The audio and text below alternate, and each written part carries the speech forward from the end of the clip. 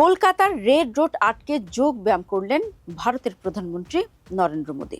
এ উপলক্ষে বন্ধ রাস্তায় সুবিশাল মঞ্চ তৈরি করা হয়। শুধু তাই নয়, এই অনুষ্ঠানের জন্য গত 14 জুন থেকে রাস্তা বন্ধ ছিল, মানে পাক্কা 7 দিন। অন্যদিকে গত 28 মে ঈদ উল আজহার দিন মুসলিম সম্প্রদায়ের মানুষদের ঈদের সময় কয়েক ঘন্টার জন্য রেড রোডে নামাজের অনুমতি দেওয়া হয়নি।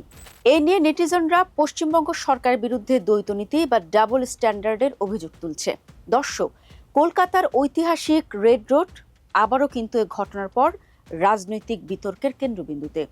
একদিকে আন্তর্জাতিক যোগ দিবস উপলক্ষে ভারতের প্রধানমন্ত্রী নরেন্দ্র মোদীর উপস্থিতিতে বিশাল কর্মসূচির জন্য রেড রোড প্রায় 1 সপ্তাহ বন্ধ রাখা হচ্ছে। বিভিন্ন মহল বলছে, মুসলিম সম্প্রদায়ের মানুষদের ঈদের দিন কিছু সময়ের জন্য রেড রোডে নামাজের অনুমতি দেওয়া হয়নি।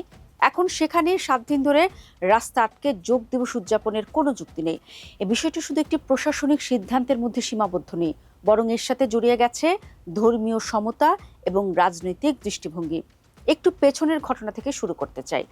কলকাতার রেড রোডে ঈদের নামাজ পড়ার ঐতিহ্য দীর্ঘ কয়েক দশকের পুরনো। প্রতি বছর ঈদ উল ফিতর এবং ঈদ উল আজহার দিনে কলকাতার কেন্দ্রীয় খিলাফত কমিটির উদ্যোগে এখানে বিশাল যৌথ নামাজ অনুষ্ঠিত হয়। প্রতি বছর ঈদের দিন সকালে কয়েক ঘন্টার জন্য রেড রোডে নামাজের অনুমতি দেওয়া হয় এবং রাজ্য সরকার এবং কলকাতা পুলিশ যৌথভাবে এই আয়োজনের জন্য নিরাপত্তা, অজু এবং ট্রাফিকের ব্যবস্থাও করে। স্বয়ং মুখ্যমন্ত্রী মমতা বন্দ্যোপাধ্যায় প্রতি বছর এই মঞ্চে উপস্থিত থেকে মুসলিম সম্প্রদায়কে শুভেচ্ছা জানান। তবে পশ্চিমবঙ্গে বিজেপি সরকার ক্ষমতায় আসতেই পাল্টে যায় দৃশ্যপট। এবার প্রশাসন কলকাতার রেড রোডে ঈদের নামাজ পড়ার অনুমতি দেয়নি। এর পরিবর্তে নামাজের জন্য অন্য স্থান নির্ধারণ করা হয়। প্রশাসনের যুক্তি ছিল জনদুর্ভোগ ও যানজট এড়ানো এবং জনশৃঙ্খলা বজায় রাখা। ফলে বহু বছরের একটি প্রচলিত ব্যবস্থা শেষ পর্যন্ত পরিবর্তিত হয়। এই সিদ্ধান্তের সময় সরকার পক্ষের বক্তব্য ছিল, প্রধান সড়ক দখল করে ধর্মীয় অনুষ্ঠান করলে সাধারণ মানুষের চলাচলে সমস্যা তৈরি হয়। এবার আসি আজকের ঘটনায়। আন্তর্জাতিক যোগ দিবস 2026-এর জাতীয় পর্যায়ের মূল অনুষ্ঠান আয়োজনের জন্য কলকাতার রেড রোডকে বেছে নেওয়া হয়। অনুষ্ঠানে প্রধানমন্ত্রী মোদী নিজে যোগ ব্যায়াম করেন এবং হাজার হাজার অংশগ্রহণকারী এতে যোগ দেন। এই কর্মসূচির প্রস্তুতির জন্য 14 জুন থেকে রেড রোড ও আশপাশের গুরুত্বপূর্ণ সড়কগুলোতে যান চলাচলে বিধিনিষেধ আরোপ করা হয়। বিভিন্ন গণমাধ্যমের তথ্য অনুযায়ী প্রায় 7 থেকে 8 দিন ধরে ওই এলাকায় আংশিক বা পূর্ণ অবরোধ কার্যকর ছিল। কলকাতা পুলিশ জানিয়েছিল, নিরাপত্তা, মঞ্চ নির্মাণ, অংশগ্রহণকারীদের ব্যবস্থাপনা এবং প্রধানমন্ত্রীর সফরকে কেন্দ্র করে এসব ব্যবস্থা নেওয়া হয়েছে। প্রায় 30 থেকে 35 হাজার মানুষ অনুষ্ঠানে অংশ নিয়েছে। ঈদের সময় যেখানে নামাজের জন্য কয়েক ঘন্টা ছাড় দেওয়া হলো না, সেখানে কয়েক সপ্তাহ পর একই রাস্তাকে যোগ দিবসের জন্য দীর্ঘ সময় বন্ধ রাখার ঘটনায় সেই যুক্তি নিয়ে প্রশ্ন উঠেছে। সমালোচকদের মূল প্রশ্ন হলো, যদি জনদুর্ভোগের কারণ দেখে ঈদের নামাজের জন্য রেড রোড ব্যবহার বন্ধ করা হয়, তাহলে যোগ দিবসের জন্য একই সড়ক 7 দিন ধরে বন্ধ রাখা কিভাবে গ্রহণযোগ্য হয়? সামাজিক যোগাযোগ মাধ্যমে অনেকেই লিখেছেন, কয়েক ঘন্টার ধর্মীয় সমাবেশের অনুমতি না দিয়ে 1 সপ্তাহের অবরোধ জনগণের জন্য আরো বড় ভোগান্তি তৈরি করেছে। এই যুক্তি থেকেই দ্বৈত মানদণ্ডের অভিযোগ সামনে এসেছে।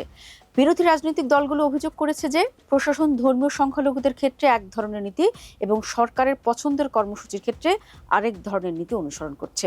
অন্যদিকে সরকার পক্ষ এই অভিযোগ অস্বীকার করেছে।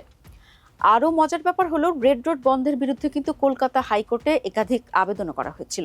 আবেদনকারীরা যুক্তি দেন যে শহরের অন্যতম গুরুত্বপূর্ণ সড়ক দীর্ঘ সময় বন্ধ রাখার ফলে সাধারণ মানুষের ব্যাপক ভোগান্তি হচ্ছে। আদালত বিষয়টি নিয়ে প্রশ্ন তুললেও শেষ পর্যন্ত ট্রাফিক নিয়ন্ত্রণ ও নিরাপত্তার স্বার্থে প্রশাসনের পদক্ষেপ বহাল রাখে। তবে বিকল্প রুট নিশ্চিত করার উপর জোর দেওয়া হয়। দিন শেষে কেন্দ্রীয় বিজেপি সরকার আর রাজ্যেও আদালত তো তাদের কথাই বলবে, তাই না? দর্শক, বিতর্কের আরেকটি দিক হলো যোগ ব্যায়ামের রাজনৈতিক ব্যবহার। ভারতের ক্ষমতাসীন দল বিজেপি দীর্ঘ সময় ধরে যোগকে ভারতীয় ঐতিহ্যের প্রতীক হিসেবে তুলে ধরেছে। কিন্তু সমালোচকদের মতে, যখন রাষ্ট্র কোনো সাংস্কৃতিক বা ধর্মীয়ভাবে সংবেদনশীল কার্যক্রমকে বিশেষ সুবিধা দেয় এবং অন্য সম্প্রদায়ের অনুষ্ঠানের ক্ষেত্রে কঠোরতা দেখায়, তখন তার রাজনৈতিক বিতর্ক তৈরি করে। অন্যদিকে যোগ দিবসের সমর্থকরা বলছেন, এটি কোনো ধর্মীয় অনুষ্ঠান নয়, বরং স্বাস্থ্য ও সুস্থতার আন্তর্জাতিক কর্মসূচি। তাই ঈদের নামাজের সঙ্গে সরাসরি তুলনা করা সঠিক নয়। সব মিলিয়ে রেড রোড বিতর্ক আসলে একটি সড়ক বা একটি অনুষ্ঠানকে ঘিরে সীমাবদ্ধ নয়, এটি ভারতের বর্তমান রাজনৈতিক বাস্তবতায় রাষ্ট্র, ধর্ম, সংস্কৃতি এবং জনপরিসরের ব্যবহার নিয়ে বৃহত্তর বিতর্কের প্রতিফলন।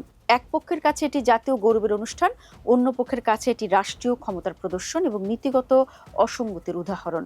ফলে প্রশ্নটি এখন শুধু যোগ দিবস নিয়ে নয়, বরং জনপরিসর ব্যবহারের ক্ষেত্রে সরকার কি সবার জন্য একই মানদণ্ড অনুসরণ করছে, নাকি পরিস্থিতি ও রাজনৈতিক প্রয়োজন অনুযায়ী নিয়ম বদলে যাচ্ছে?